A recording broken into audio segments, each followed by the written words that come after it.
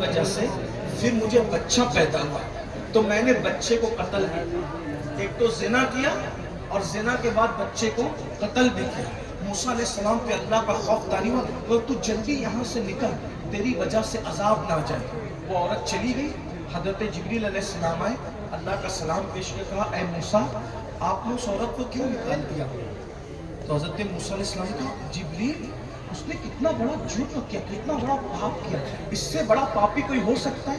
جبریل علیہ السلام کا ہاں اے اللہ کے کلیم، اس سے بڑے پاپی بھی ہے جن کو اللہ اس سے بڑا عذاب دے گا. اب وہ کون ہے؟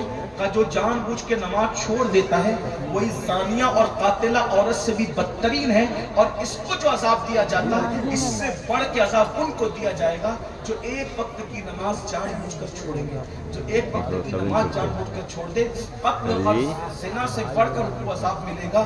تو جو پانچوں وقت نماز نہیں پڑھتے، فجر میں مسجد نہیں جاتے، ظہر میں نہیں جاتے، گھوم رہے ہیں اپنی مرضی سے چل رہے، میرے بھائیوں مرنا ہے. ایمان پہ مرنا چاہتے ہو، ایمان سلامت لے جانا چاہتے ہو، نماز کی پابندی کرو، نمازیں پڑھو، گناہ چھوڑو.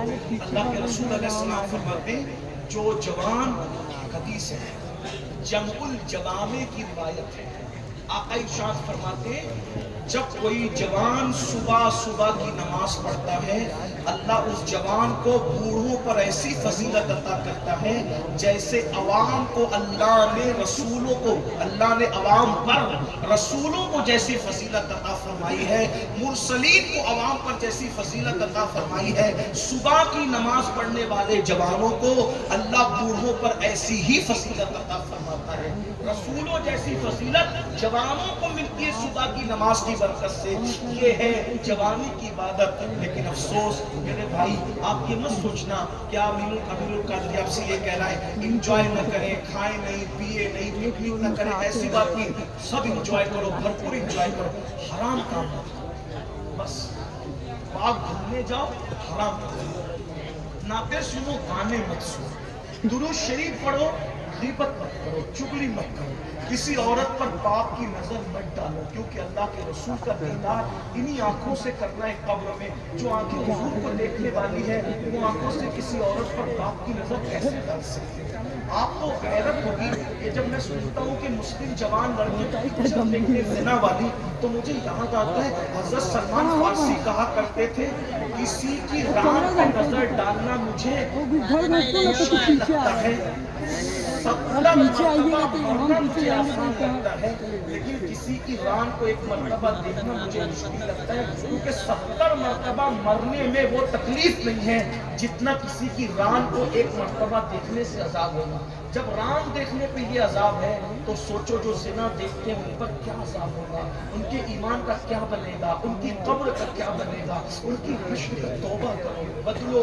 جوانی گناہ کے لیے نہیں ہے، جوانی پاپ کے لیے نہیں ہے، جوانی عیاشی کے لیے نہیں ہے، جوانی جرائم کے لیے نہیں ہے، جوانی اللہ کی عبادت کے لیے ہے. توبہ کر لو اور یاد رکھنا کتنے بھی بڑے پاپی ہو، کتنے بھی بڑے مجرم ہو، اگر تم توبہ کرو گے، کتنے بھی بڑے پاپی ہو، کتنے بھی بڑے توبہ کرو گے تو گناہ سے ایسے پاک کر دیے جاؤ گے جیسے ابھی اپنی ماں کے پیٹ سے پیدا ہوئے.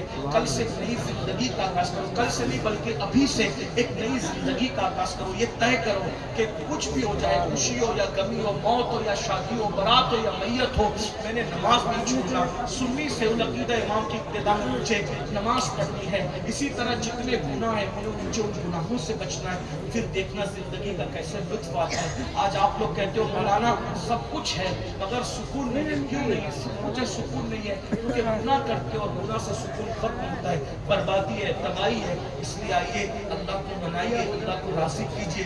رجب کا مہینہ شروع ہو چکا ہے، آدھا گزر رہا ہے، اس کے بعد شعبان کا مہینہ ہوگا، اس کے بعد رمضان المبارک کا برکت والا، رحمت والا اور موسم بہار والا، نیکیوں والا مہینہ آئے گا. روزوں کا اہتمام کیجیے.